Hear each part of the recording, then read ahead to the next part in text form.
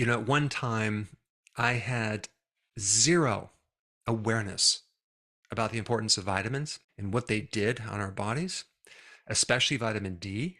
I maybe heard about it. Maybe you get it from the sun, from the foods. I just had zero data on vitamin D, and it just wasn't even on my radar. But over time, when I gained more knowledge about vitamin D, it is the most important vitamin out of all the vitamins because if you're deficient, boy, your immune system doesn't work. You're going to have inflammation. You can have all sorts of issues with sleep and digestion, and the list goes on and on and on. But they may know some of the common reasons why the majority of the population is deficient in vitamin D.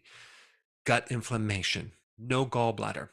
As we age, our skin becomes thicker. We can't absorb vitamin D from the sun. The darker the skin is, the less vitamin D absorption because of the melanin, the pigment in the skin. The more obese someone is, the more diabetic they are, the more insulin resistance they have, the less vitamin D they're going to absorb. And also where they live. If they live at a high latitude in the north, they're not going to get much D. And it's virtually impossible to get vitamin D from your diet. People are also more aware that their genetics have a big play in vitamin D too. There are many different genes that a person can have a problem with that either makes it difficult to convert into the active form of vitamin D or just absorb vitamin D. And I have that problem myself. Then you have if a person has an infection, microbes can downgrade vitamin D receptors and block the absorption of vitamin D as their strategy to overcome your immune system. If someone has a fatty liver or they smoke or they consume sugar or they go through stress, they're going to absorb less vitamin D. If they're on a statin or on a low-fat diet, they're not going to get as much vitamin D. If there's pollution in the air, or even if they're getting too many omega-6 fatty acids with the soy oil, the corn oil, the canola oil, that will block vitamin D.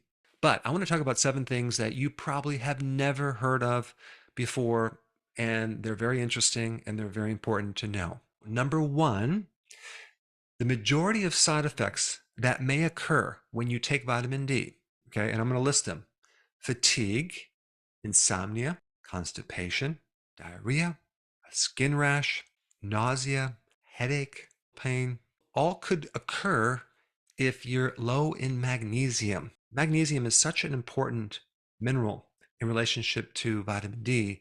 It helps it work better. And if you're deficient in magnesium, which a lot of people are, vitamin D may give you additional issues. So, in other words, if you take more vitamin D, it can exaggerate an already deficient situation with magnesium. Now, of course, the side effect from very large amounts of vitamin D over many, many months, potentially creating hypercalcemia, could give you kidney stones. But this is very, very rare. And this, I think, is probably the biggest fear. They don't realize that you'd have to take a lot more over a long period of time before you got kidney stones or hypercalcemia. And if you're taking magnesium and other factors related to this vitamin D, like K2, the odds of you getting hypercalcemia, too much calcium in the blood, even go even lower. But drinking a little bit more water, like 2.5 liters of fluid per day, can really almost eliminate the formation of kidney stones because kidney stones form when there's a super concentrated amount of this calcium in the urine. So if your urine is so diluted, it can never be super concentrated. Number 2, taking vitamin D infrequently works a little bit better than on a regular basis. So if we compare taking 10,000 IUs of vitamin D every day as a maintenance dose, and you instead did 50,000 IUs once a week or twice a week, that might work a little better for you. And this is good because sometimes people forget to take vitamin D and they think, is it going to do any good if I take it a few times a week? And the answer is yes. Remember, vitamin D is a fat soluble vitamin. So when it goes in the body, it gets stored in the fat cells and it can be released over time. It's not like a water soluble vitamin like some of the B vitamins and vitamin C that you would want to take those on a daily basis. The next thing that people don't realize is this. When you consume like farm raised fish, which I mean, it's so common in restaurants, and you just need to start reading the labels. Farm raised fish has 4 times less vitamin D as wild caught fish. Grain fed animals compared to grass fed animals have much less vitamin D. And chickens and pigs that roam outside and that are able to get out of the barn and they're exposed to the sun have much more vitamin D than these pigs and chickens that are confined to a structure. In fact, when a pig or a chicken doesn't get to see the daylight, they're like 3 times less vitamin D. All right, number 4, and this is really, really interesting. Out of all the factors that can improve your health, okay, vitamin D is behind eating a healthy diet and exercise. All right, number 5, vitamin D2, which is mainly you have to get a prescription for, is very different than vitamin D3.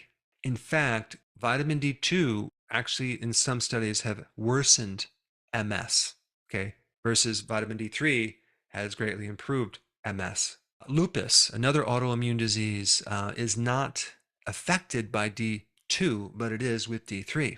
The studies in vitamin D2 do not decrease mortality, but the studies with vitamin D3 do. And taking vitamin D2 can actually inhibit the absorption of vitamin D3. All right, next point, okay? Some people, when they go out and get exposure to the sun, they think that they're getting a lot of vitamin D when they're getting exposed to the sun for like 10 minutes.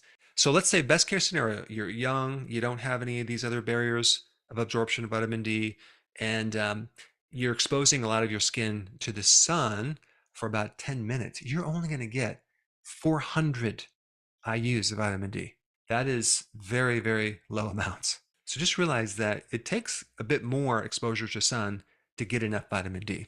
All right, and last point that I think is very, very important because a lot of people take vitamin D3 and they don't realize that manufacturing companies are adding corn syrup to vitamin D. In fact, the manufacturing company that I work with in Europe basically told me with a high level of certainty I was the only one to ask or request a vitamin D product without corn syrup. And I would suspect a similar thing is happening in the US, but I don't know for sure. So when you get a vitamin D product, make sure they don't add the corn syrup or the maltodextrin. Now that you know those 7 factors, I want to take your awareness even higher. If you haven't seen this video on vitamin D, you should check it out. I put it up right here.